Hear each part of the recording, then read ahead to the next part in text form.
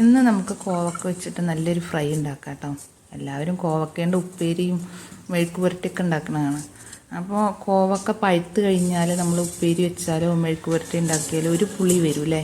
അപ്പോൾ നമുക്ക് കുറച്ച് പഴുത്ത കോവക്കയാണെങ്കിൽ അത് കളയേണ്ട ആവശ്യമില്ല. അതുകൊണ്ട് നമുക്ക് നല്ല ടേസ്റ്റോടു കൂടി ഒരു ഫ്രൈ ഉണ്ടാക്കാം. ഈ മഴക്കാലമാകുമ്പോൾ ഒരു മീനൊന്നും കിട്ടാത്ത സന്ദർഭമാണെങ്കിൽ നമുക്ക് ഇങ്ങനെ ഒരു ഫ്രൈ ഒക്കെ ഉണ്ടാക്കി കഴിക്കുമ്പോൾ നല്ല ടേസ്റ്റാണ്. അപ്പോൾ അതിന് വേണ്ടിയിട്ട് ഞാൻ കുറച്ച് കോവക്ക എടുത്തിട്ടുണ്ട്. അതിൻ്റെ ഉള്ളിൽ ചെറുതായിട്ട് പഴുത്തിട്ടുണ്ട് കേട്ടോ. അപ്പം ഞാൻ കട്ട് ചെയ്യുമ്പോൾ തന്നെ നിങ്ങൾക്ക് കാണാൻ കഴിയും. അപ്പോൾ ഞാനതൊന്ന് നീളത്തിൽ കട്ട് ചെയ്തിട്ട് വരാം. നമ്മൾ ഈ പഴുത്ത കോവക്കയാണെങ്കിൽ അത് കളയാതെ നമുക്ക് കോവക്കപ്പുളി വെക്കാം കേട്ടോ. ഈ കൊള്ള് വെള്ളപ്പയർ കൊണ്ടൊക്കെ നമ്മൾ പുളി വെക്കില്ലേ, അതേപോലെ തന്നെയാണ്. പക്ഷേ ഈ കോവക്കപ്പുളിക്ക് കുറച്ച് തേങ്ങ ഒഴിക്കും കേട്ടോ. പിന്നെ അതിൻ്റെ കൂടെ കുറച്ച് തൈര് ഒഴിക്കും. ഒരു കഷ്ണം ശർക്കരയും കൂടെ ചേർത്താൽ കറി സൂപ്പറായിരിക്കും.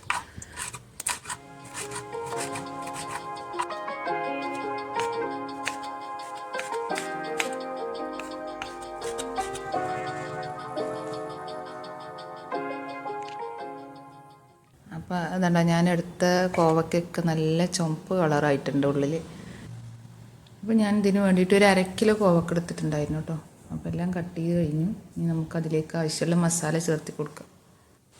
അപ്പോൾ ഞാൻ ഇതിലേക്ക് 1 ടീസ്പൂൺ മഞ്ഞൾപ്പൊടിയും 1 ടീസ്പൂൺ മുളക് പൊടിയും ചേർക്കുന്നുണ്ട് കേട്ടോ. പിന്നെ 1 ടീസ്പൂൺ കുരുമുളക് പൊടി. എൻ്റെ മുളക് പൊടി നല്ല എരിവുണ്ടായി, അതുകൊണ്ട് ഞാൻ കുറച്ചുകൂടി ചേർത്തിട്ട് നിങ്ങൾക്ക് ആവശ്യമുള്ളത് ചേർത്താം. പിന്നെ ഒരു പിഞ്ച് ഗരം മസാല പൊടിയും കുറച്ച് കായപ്പൊടിയും ചേർത്തിട്ട് പാകത്തിന് ഉപ്പും ചേർക്കുക. എന്നിട്ട് നന്നായിട്ടൊന്ന് കുഴച്ചെടുക്കാം. നിങ്ങൾ മസാല ഇഷ്ടപ്പെടുന്നവരാണെങ്കിൽ കുറച്ച് ചിക്കൻ മസാലയും കൂടെ ചേർത്തി കൊടുക്കുക കേട്ടോ. നല്ല ടേസ്റ്റാണ്. അപ്പോൾ നന്നായിട്ടൊന്ന് കുഴച്ചെടുക്കാം നമുക്ക്. ഒരു 2 മിനിറ്റ് എന്നിട്ട് അതേപോലെ ഒന്ന് വെക്കുക, മസാലയൊന്ന് പിടിക്കട്ടെ. അപ്പോൾ നമുക്ക് കോവയ്ക്കൊന്ന് ഫ്രൈ ചെയ്തെടുക്കാം. അതിന് വേണ്ടിയിട്ട് ഞാനൊരു 3 ടേബിൾ സ്പൂൺ വെളിച്ചെണ്ണ ഒഴിച്ചിട്ടുണ്ട്.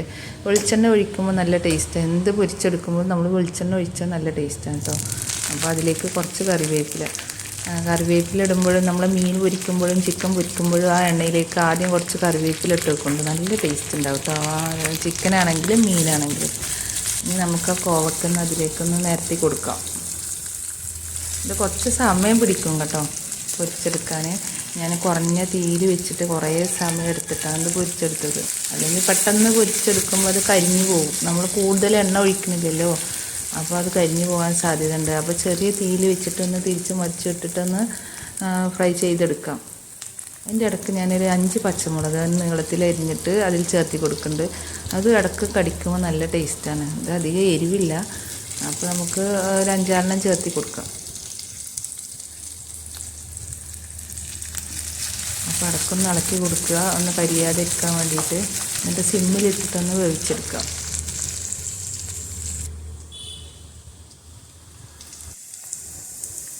അപ്പോൾ കോവക്ക ഇഷ്ടപ്പെടാത്തവരാണെങ്കിൽ ഒന്ന് ഉണ്ടാക്കി നോക്കട്ടോ. അതേപോലെ ഒന്ന് ഉണ്ടാക്കി നോക്കിയിട്ട് ഇഷ്ടപ്പെട്ടാൽ ഒന്ന് പറയണേ, ഒന്ന് അഭിപ്രായം പറയണേ. ഒന്ന് സബ്സ്ക്രൈബ് ചെയ്യും ലൈക്ക് ചെയ്യുകയൊക്കെ ചെയ്യണേ കേട്ടോ, മറക്കരുത്. അപ്പോൾ ഞാനിതിങ്ങനെ ഇടയ്ക്ക് ഇളക്കി കൊടുക്കുന്നുണ്ട്, ഒന്ന് ഫ്രൈ ആയി വരട്ടെ. അപ്പോൾ നമ്മളിവിടെ ഇപ്പം മഴയില്ലേ, മഴക്കാലമാകുമ്പോൾ നമുക്ക് ഫുഡ് കഴിക്കാനൊക്കെ ഒരു മടിയാണ് അല്ലേ. അപ്പോൾ അതിൻ്റെ കൂടെ ഇങ്ങനത്തെ ഒരു ഫ്രൈയും കൂടെ കിട്ടിയല്ലേ, ആ ചോറിൻ്റെ കൂടെ ഈ ഫ്രൈ വെച്ചിട്ട് തന്നെ നമുക്ക് ചോറ് നന്നായിട്ട് കഴിക്കാൻ കഴിയും കേട്ടോ. പിന്നെ ലഞ്ച് ബോക്സിലൊക്കെ കുട്ടികൾക്ക് ഇട്ട് കൊടുക്കാനും അത് ചപ്പാത്തിൻ്റെ കൂടെ റോൾ ചെയ്ത് കഴിക്കാനും ഇത് നല്ല ടേസ്റ്റാണ്. അപ്പോൾ എല്ലാവരും ഒന്ന് ഉണ്ടാക്കി നോക്കും ഇതേപോലെ.